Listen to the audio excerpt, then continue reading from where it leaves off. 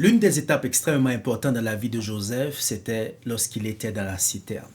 On n'en parle pas beaucoup, mais c'est important de comprendre ça.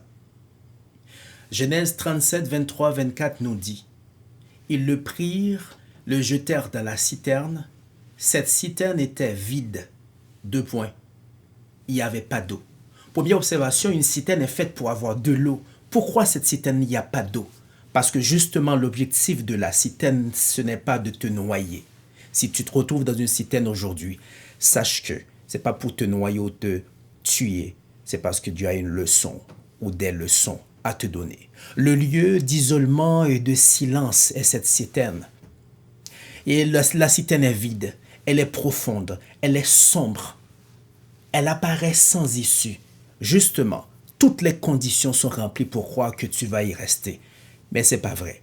Dans la citerne, qu'est-ce qui arrive? Tu ne peux pas voir à gauche, tu ne peux pas voir à droite, tu ne peux pas voir devant, tu ne peux pas voir derrière. Mais la bonne nouvelle, c'est que tu es capable de voir le ciel. L'objectif de la citerne, c'est de te mettre en contact avec le ciel. La citerne, c'est cette saison de solitude dans ta vie. Une période où Dieu semble être silencieux, où il ne t'écoute pas.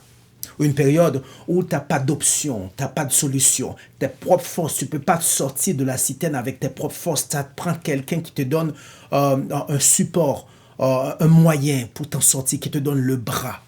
La citerne, c'est le moment où on ne sait pas trop ce qui arrive.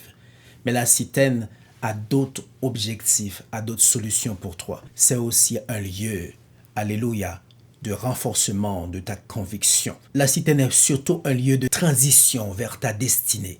La citerne t'apprend à être mature. Joseph ne va plus pouvoir compter sur ses parents, sur Jacob et Rachel. Mamie Rachel n'est pas là. Papy Jacob n'est pas là. La citerne, c'est l'endroit où tu apprends toi-même à compter sur Dieu parce que le seul moyen, le seul contact que tu as, c'est avec Dieu.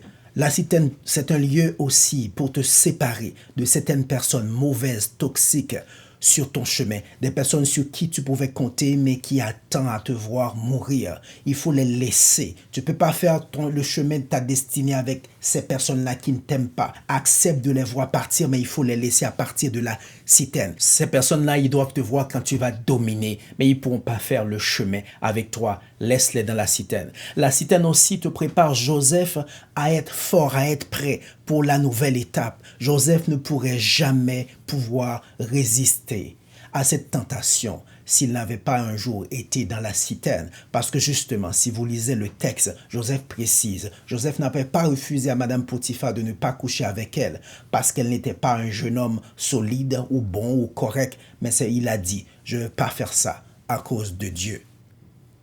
Pourquoi la citerne est quand même importante? La citerne est importante car s'il n'y a pas de la citerne, il n'y aura pas d'Égypte. Il n'y aura pas d'Égypte, il n'y aura pas de Potiphar. Il n'y aura pas de Potiphar, il n'y aura pas de prison. Et sans la prison, mon frère, ma soeur, tu ne pourras pas aller dominer. Accepte ta citerne, apprends les leçons que tu as à apprendre dans ta citerne. La citerne n'est pas un tombeau, c'est un trou, effectivement, mais ce n'est pas un tombeau, la citerne. Tu vas t'en sortir et c'est nécessaire pour ta destinée. Que le Seigneur te bénisse. Amen.